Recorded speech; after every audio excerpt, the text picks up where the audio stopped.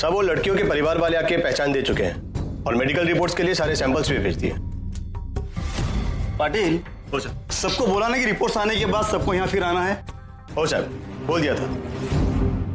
नहीं क्या बोलते साहब, इसका क्या करें?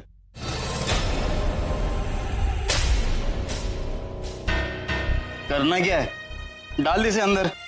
2 दिन सरकारी हवा खाएगी ना, सब बताएगी। बरोबर साहब।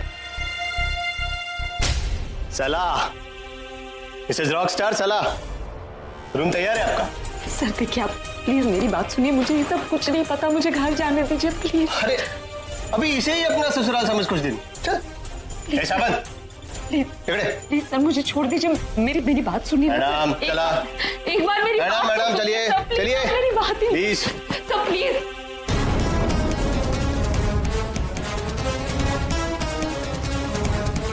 प्रज्ञा,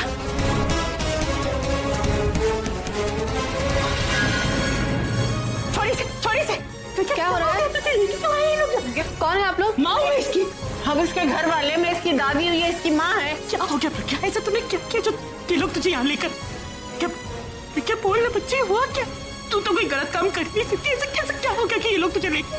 बोल बेटा, घबरा ना, हम लोग तेरे साथ हैं।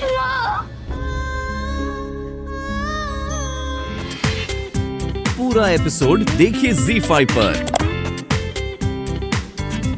तुम्हारी हिम्मत कैसे हुई मेरी बीवी को अरेस्ट करने की? ये आपकी बीवी है? अरे नहीं, आपकी बीवी है। मैं तो बस ऐसे ही मिलने आया था इनसे। कोई काम नहीं है ना तुम लोगों के पास?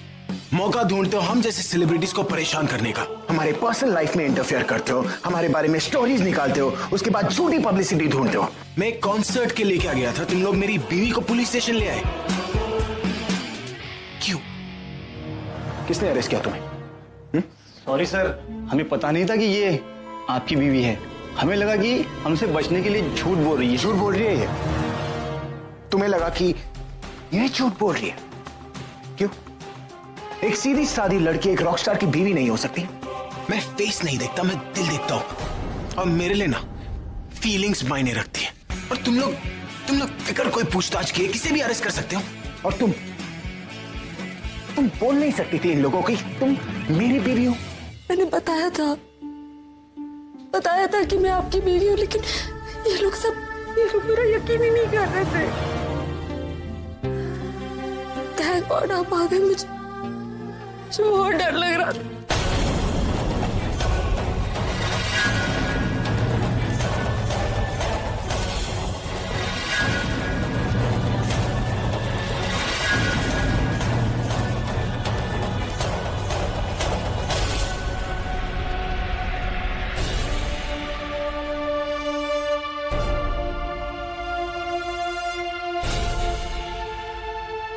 माँ के लिए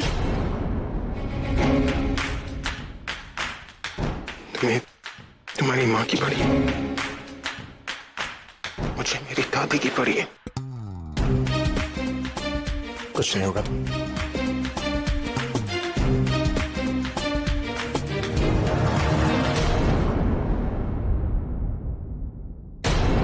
बेटा जी, मुझे लगता है आपने बिल्कुल ठीक कहा।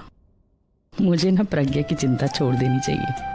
आज आप दोनों का प्यार और आपसी समझ देख के ना एक बात तो समझ में आ गई है कि आप मेरी प्रज्ञा का हमेशा ध्यान रखोगे। आंटी जी, मैं क्या ध्यान रखूंगा? मैं तो आपकी बेटी को हनीमून पे भी नहीं ले जा पाया। बेटा जी, हनीमून तो होता ही इसलिए कि पति पत्नी एक दूसरे को जाने पहचाने। जब पति पत्नी एक दूसरे को अच्छे से जान पहचान जाते हैं ना, तो जीवन का हर दिन हनीमून बन जाता है।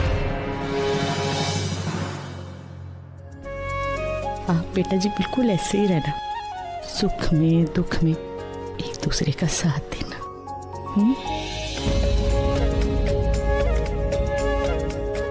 आप फिक्र मत कीजिए, मैं आपकी बेटी का आज से कुछ ज्यादा ही ख्याल रखूंगा। क्या है ना, आज की इंसिडेंट ने मेरी आंखें खोल दी।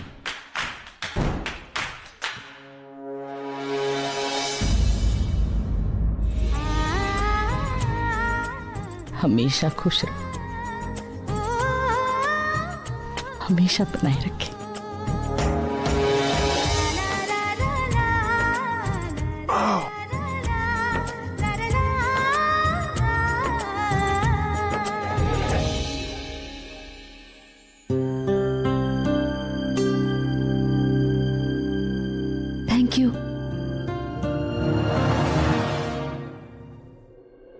Thank you.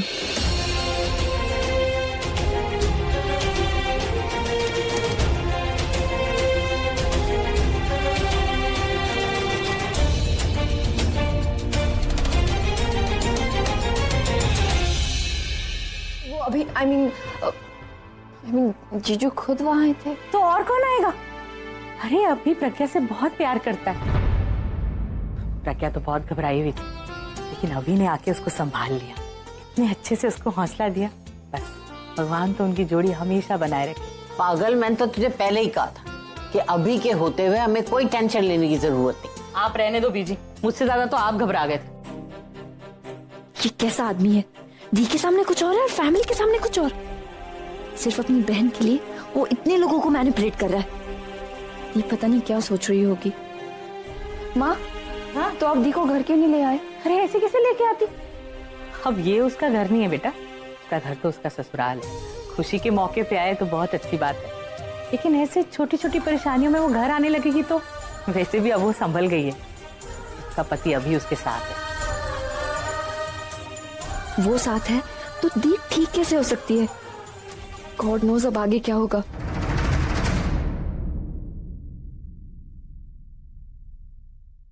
प्रज्ञा, मेरी बच्ची, तू आ गई बेटा। बेटा तू ठीक है ना? जी दादी। बेटा तेरा फोन क्यों नहीं लग रहा था?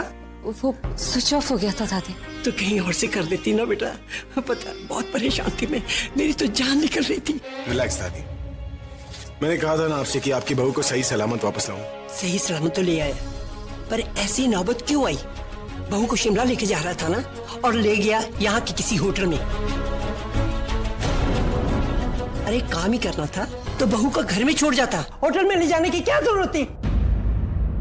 और तू बेटा वहां परेशान तो नहीं हुई? नहीं दादी, और आप इनसे कुछ मत कहिए। दरअसल मैंने ही इनसे कहा था कॉन्सर्ट में जाने के लिए। मैं नहीं चाहती थी कि मेरी वजह से इनका कोई नुकसान। तू इसकी साइड मत ले, तूने इसको जाने को कहा और ये चला गया। ये नहीं बोल सकता था कि मैं तुझे अकेली को नहीं छोड़ूंगा? तुझसे ज्यादा इसका काम जरूरी था। दादी मैं इसकी बात कैसे टाल सकता? इसने तो अपना पत्नी होने का फर्ज पूरा कर दिया, पर तूने क्या किया? ना पति होने का और ना ही पोता होने का फर्ज पूरा किया। काम तो सारी जिंदगी होता रहता है, पर शादी के बाद के ये 2 पल खुशी के दोबारा नहीं आते। शादी के बाद बहू को ये खुशी देना चाहती थी जो तूने उसकी खुशी छीन ली। किसके लिए? पैसों के लिए। अरे उसे पैसा नहीं, तेरा साथ चाहिए।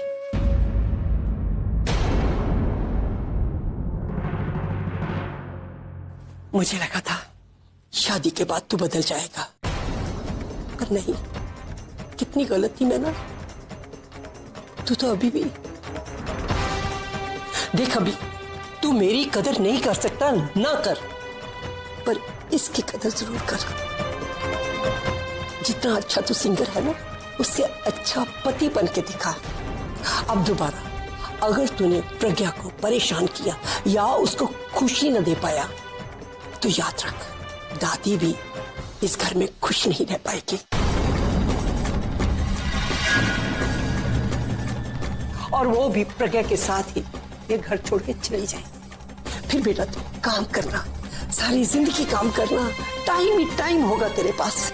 जितना बस पैसा कमा लेना, और याद रख, जब तेरे पास फुर्सत के 2 पल होंगे, उस वक्त तेरे पास कोई नहीं होगा जो तेरे साथ ये फुर्सत के पल गुजार सके, 2 खुशी के पल गुजार सके।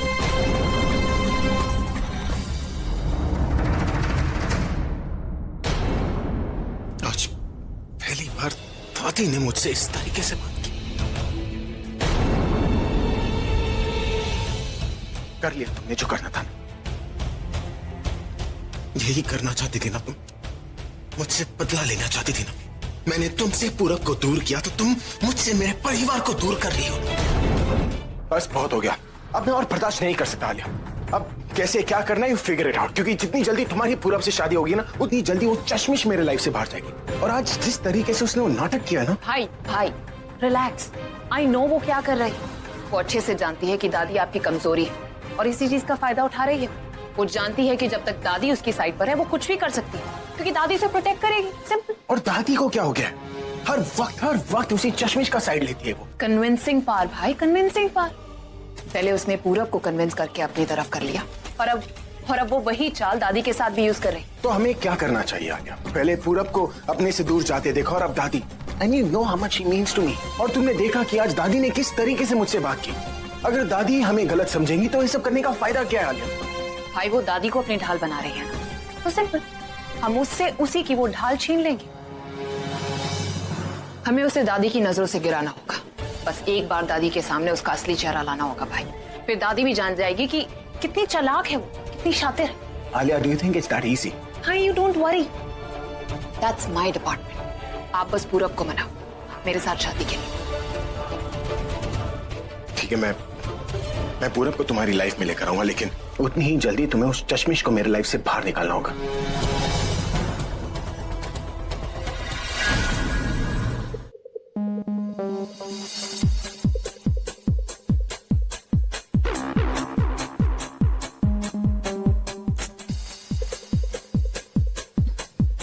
क्या है ये?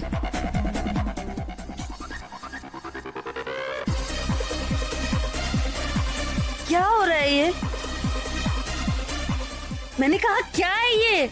आंखों के साथ साथ कान भी खराब हो गए। सुनाई नहीं दे रहा, म्यूजिक चल रहा है। लेकिन इतना लाउड क्यों है? रॉक म्यूजिक लाउड ही होता है। हाँ? प्लीज बंद कीजिए इसे। मैंने कहा बंद कीजिए इसे। अरे इससे मेरी बॉडी को एनर्जी मिलती है। भजन सुना कीजिए, मन को शांति मिलेगी। भजन आदमी को बोर करता है, और इस म्यूजिक में सिर्फ शोर होता है। आंखें लगा लो अपनी। हे, यहाँ हूं मैं।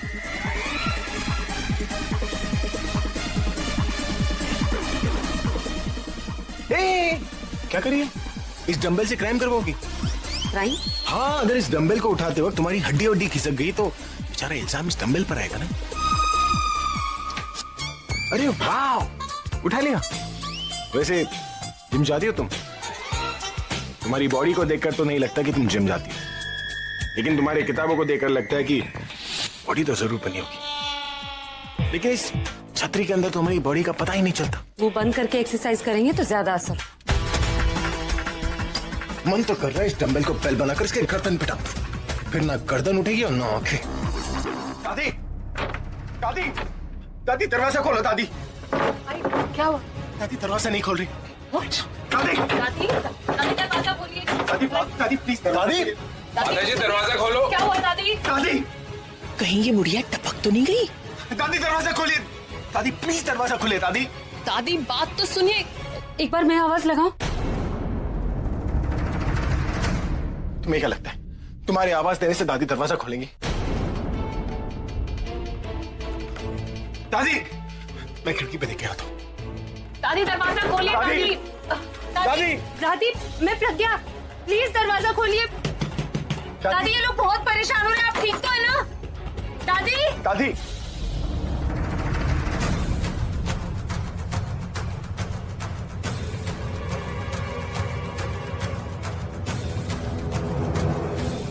भाई, दादी, दादी, फिक्र न कर, मैं ठीक हूँ। दादी, मैं कब से आपको आवाज दे रहा हूँ, आपने कोई जवाब नहीं दिया, और प्रज्ञा ने आपको एक बार आवाज दी और आप। दादी, आप कुछ बोल क्यों नहीं रहे? मुझे तुम्हारी आवाज ही नहीं सुनाई दी, और ना ही किसी और की आवाज सुनाई दी है। प्रज्ञा की आवाज सुनी और मैं आ गई। और आज से कोई भी मुझसे बात नहीं करेगा। जिसने भी अपनी कोई बात करनी हो मुझसे, वो प्रज्ञा से बात करेगा, ये मुझे बता देगी।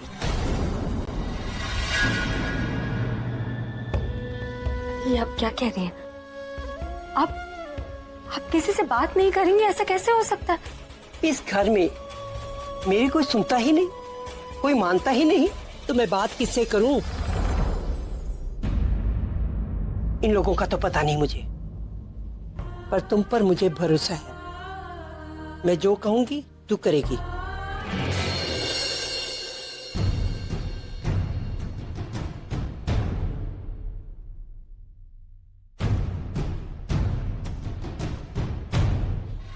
जानती क्या हो तुम अपने आप को? बहुत अच्छा लग रहा है ना मेरे साथ ये सब कुछ करके। क्या कहा तुमने दादी से कि दादी मुझसे बात तक नहीं करती? तुम जानती हो ना तुम कि मैं दादी से कितना प्यार करता हूँ। पहली बार दादी ने मुझसे इस तरीके से बात की। अपने दादी और अपने गानों को यहाँ रखता हूँ मैं अपने दिल में। और जिस तरीके से दादी ने मुझसे बात की है ना, आज पहली बार मुझे यहाँ चोट पहुंची है। बचपन से लेकर आज तक दादी कभी मुझसे नाराज नहीं थी, लेकिन जब से तुम मेरी जिंदगी में आई हो तब से तुम्हें मुझसे बदला लेना है ना, तो लो। लेकिन अगर तुमने मुझसे दादी को दूर करने की कोशिश भी की ना, तो मैं तो क्या करेंगे आप? इससे बदतर जिंदगी देंगे। और बदला मैं आपसे नहीं, आप मुझसे ले रहे हैं। मैंने दादी से कुछ नहीं कहा, क्योंकि मैं ऐसा नहीं कर सकती। मैं रिश्ते बनाना जानती हूँ, तोड़ना नहीं। मैं ये जरूर मानती हूँ कि दादी ने मेरी वजह से आपसे इस तरह से बात की। मैं जानती हूँ आप दादी से कितना प्यार करते हैं, उनकी कितनी इज्जत करते हैं। दादी को आपसे इस तरह बात नहीं करनी चाहिए थी। उन्हें समझना चाहिए था कि उनकी बेरुखी से आपके दिल में कितना दर्द होगा। किसी पराई लड़की के लिए उन्हें अपने पोते के साथ इस तरह बात नहीं करनी चाहिए थी। अपनों की दी हुई तकलीफ कभी भुलाई नहीं जा सकती। जानती हूँ मैं आपकी तकलीफ समझती हूँ। मैंने आपकी आंखों में नफरत बहुत देखी है, लेकिन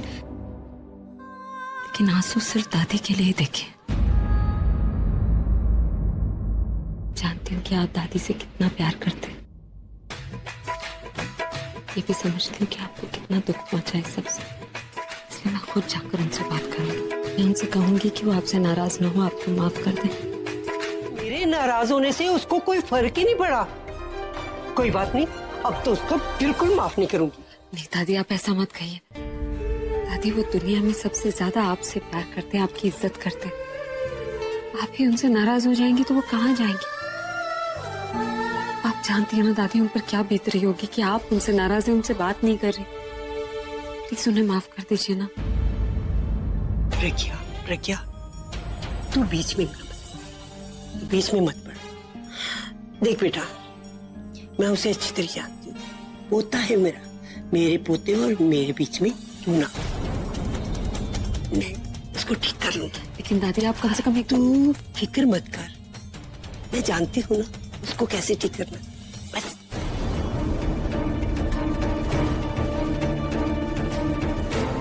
पता नहीं दादी कब तक इनसे नाराज रहेंगी। इट्स क्वाइट एन आर्ट भाई। श्योर उसने पूरा बहुत दादी पर भी यही यूज किया होगा, वरना इतने सालों के रिश्ते में ऐसे दरार पड़ जाना इट्स नॉट दैट इजी भाई। Think about it. उस लड़की की शक्ल देखना तक आप पसंद नहीं करते थे, तो फिर आज उसकी आंखों में कैसे देखने लग गए? और जो बातें आपको बकवास लगती थी, अच्छा उन्हीं पे यकीन कर रहे। I know what it means, लेकिन मैंने कभी नहीं सोचा था कि वो चश्मिश इस हद तक गिर जाएगी। You're right. आज जब मैं उससे बातें कर रहा था तो मुझे सिर्फ उसकी आंखें नजर आ रही थी और उसकी बातें सुनाई दे रही थी और कुछ नहीं। Thank God अलिया तुमने मुझे बता दिया। But now I'll never look into her eyes. भाई आप उसकी तरफ नहीं देखोगे, लेकिन वो तो आपकी तरफ देखेगी ना। उससे बचने का बस अब एक ही रास्ता है। हमें उस बहन जी को इस घर से बाहर निकालना होगा। भाई आप पूरब को संभालो, इस बहन जी को मैं संभालती हूँ। हिप्नोटिज्म एक ऐसी काला है। काला कैसे हो सकता है? ओह, कला है, आर्ट। ओके, ऐसी कला है जिसमें आंखों के रास्ते किसी दूसरे के दिमाग में घुसा जा सकता है, किसी को भी अपने वश में करके उससे अपनी हर बात मनवाई जा सकती है। और इसकी सबसे बड़ी खासियत ये होती है कि सामने वाले को नहीं पता चलता कि उसे वश में किया जा रहा है। इसका मतलब आलिया ठीक कह रही थी। उस चश्मिश ने पहले पूरब को और फिर मुझ पर जादू ट्राई किया। उसकी भोली आंखों के पीछे वो चालबाज आंखें जो है ना, वो मेरी सारी इंफॉर्मेशन लेना चाहती है। मेरे बैंक अकाउंट्स, मेरे पासवर्ड्स। ओह, कोई तो तरीका होगा उससे बचने का। हिप्नोटिज्म से बचने के 10 तरीके।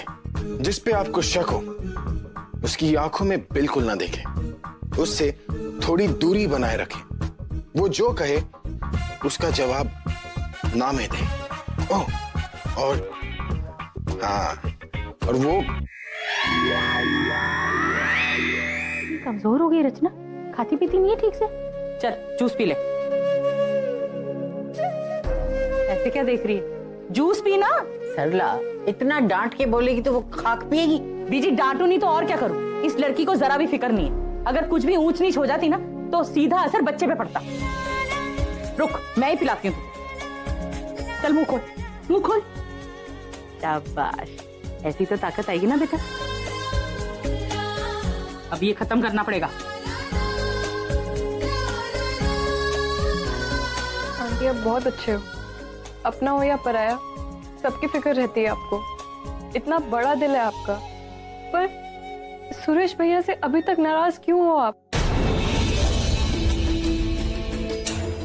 क्या ऐसा नहीं हो सकता कि आप उन्हें माफ कर दो? ऐसा नहीं हो सकता कि सब कुछ पहले की तरह हो जाए? बोलो ना आंटी, हो सकता है ना ऐसा? जानकी, जा तू रसोई में जाके पहले बर्तन धो ले, मैं जरा छत पे जाके देख के आती।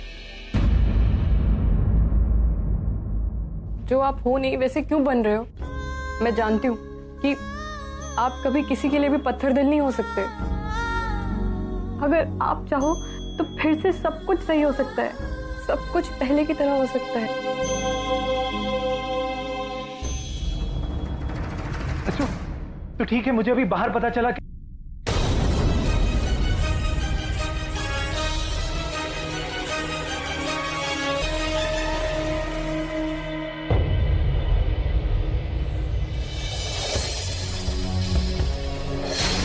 खबरदार इस घर की तरफ आंख उठा के भी देखा और इस घर में कदम रखने की जरूरत ही मत कर।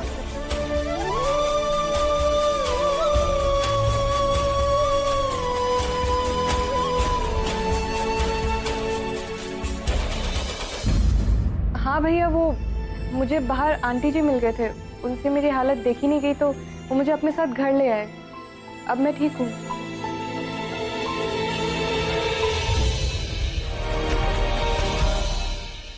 क्या हो, तू ऐसे क्यों रिएक्ट कर रहा है जैसे कि मैं यहाँ पर पहली बार आया हूँ? वो अचानक इन दिनों बाद इसलिए मुझे लगा तूने कोई रास्ता भी तो नहीं छोड़ा ना पूरा, इसलिए पुराना रास्ता अपनाना पड़ा और सीधे आ। वैसे तू क्यों नहीं, बहुत बड़ा आदमी बन गया तू। शादी की मुबारकबाद दी और उसके बाद खाया। तुझसे मेरी खुशी देखी नहीं गई या फिर तू मुझसे दोस्ती नहीं रखना चाहता? गुस्सा है ना तू मुझसे? गुस्सा है ना तू? किस बात का गुस्सा था कि मैंने तुझे अपनी शादी पे नहीं बुलाया या फिर इस बात से कि मैंने तुझ पर हाथ उठाया?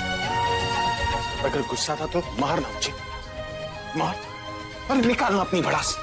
मारता क्यों नहीं है मुझे? मारना पूरा। बड़ा मैं हूं लेकिन मुझसे बड़ी ना तेरी ईगो। और जब तक तेरी ये ईगो नहीं निकलेगी ना तब तक हम एक नहीं हो सकते। इसलिए मार मुझे पूरा। मारता क्यों नहीं है? मार पूरा। अरे मैं जानता हूं तुझे कोई फर्क नहीं पड़ता पूरब, लेकिन मुझे फर्क पड़ता है। तेरे बारे में सोचकर ना मेरा कुछ सो नहीं पाता हूं पूरब। अरे कुछ नहीं था हमारे पास, लेकिन एक साथ हम दोनों ने स्ट्रगल किया, एक साथ पैसे कमाए, एक साथ नाम कमाया, सब कुछ एक साथ किया, एक साथ काम करते हैं पूरब। तो हम दोबारा एक क्यों नहीं हो सकते? तुझे मारना चाहता तो मारना पूरब। मारता क्यों नहीं है पूरब? पर देख, मुझसे दूर मत रह तू। तेरे बिना मैं रह नहीं सकता पूरब। समझ रहे कि नहीं? तू मुझे मारना नहीं चाहता, ठीक है तो फिर लगा पंजा, हरा मुझे, लेकिन कर दे फैसला आज इस पार या उस पार। बता दे मुझे कि मैं कितना गलत था पूरा, और आज के बाद मैं कभी तुझे परेशान नहीं करूंगा। तू देख क्या रहा है पूरा? कुछ बोलना।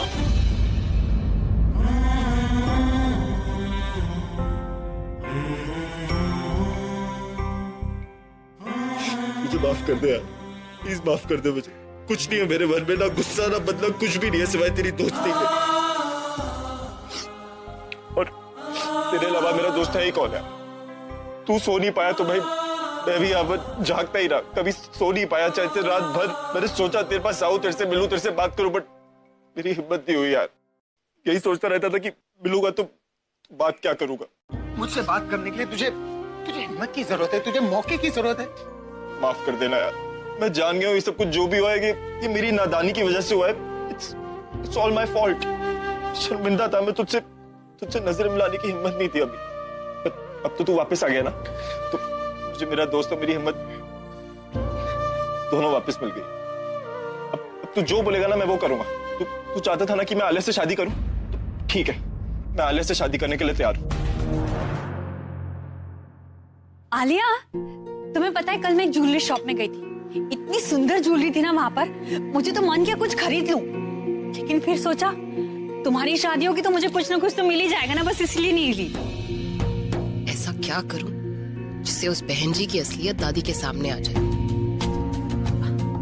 आलिया, वैसे तुम्हारी शादी होगी कब?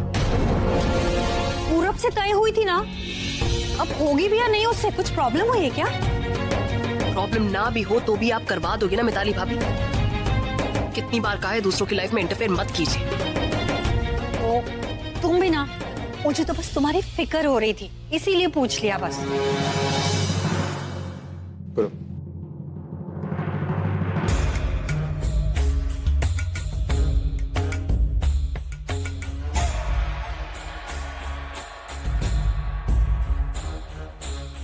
काश कुछ और मांग लिया होता मैंने, तो आज वो भी पूरा हो जाता। देख पूरा सब कुछ करना है, लेकिन उसकी आंखों में मत देखना, वरना तुझे फिर से हिप्नोटाइज कर देगी। किसकी आंखों? अब मेरा मतलब है कि आलिया की आंखों में। उसे सॉरी बोलते वक्त आलिया की आंखों में देखना। बॉक्स आलिया,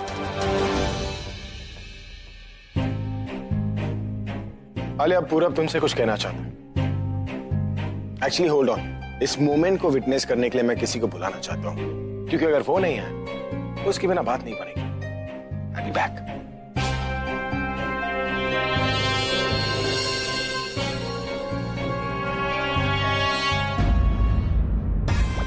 ये दोनों ऐसे क्यों खड़े हैं? जैसे एक दूसरे को जानते ही नहीं है। मिताली, कुछ तो गड़बड़ जरूर है। यदि मैं चाहता हूँ बुलबुल उसी लड़के से शादी करे जिससे वो प्यार करती है। लेकिन प्यार वो तुमसे करती है पूरब, तुमसे शादी करना चाहती है। यदि मैं जानता हूँ, बट अब बुलबुल मेरे से शादी नहीं करेगी। उसने मुझसे शादी की तो उसका सीधा इफेक्ट आपकी लाइफ पे पड़ेगा। और प्रज्ञा दी, एक ना एक दिन तो अभी और आलिया को पता चल ही जाएगा कि जिसकी वजह से मैंने आलिया को छोड़ा था वो आप नहीं, वो बुलबुल है। ये पता चल गया ना तो वो दोनों आप दोनों को नहीं छोड़ेंगे। पूरब, तुमसे ये सब किसने कहा? बुलबुल ने। प्रज्ञा दी, अब मुझे ये सब ठीक करना पड़ेगा। इतनी देर से क्या बात कर रहा है पूरब? कहीं उसने फिर से तो उसकी आंखों में तो नहीं देख लिया? वो चश्मे से उसे फिर से हिप्नोटाइज ना करते। नहीं पूरब, तुम्हारी गलती नहीं है। मेरी शादी एक गलत फैसला था, और एक दूसरा गलत फैसला करके तुम उस पहले फैसले को नहीं सुधार सकते। मेरी जिंदगी के साथ जो होना था वो हो चुका है। तुम अपनी जिंदगी क्यों खराब कर रहे हो? प्रज्ञा दी, प्लीज समझने की कोशिश कीजिए।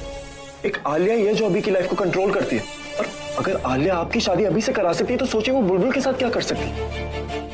और अभी वो तो पागल है आलिया के लिए, अपनी जान छिड़कता है उस पर। लेकिन Purab, Pragya di please let me do this, मुझे ये करना ही होगा।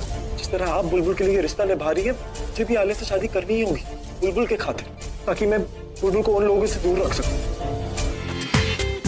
पूरा एपिसोड देखिए ZEE5 पर।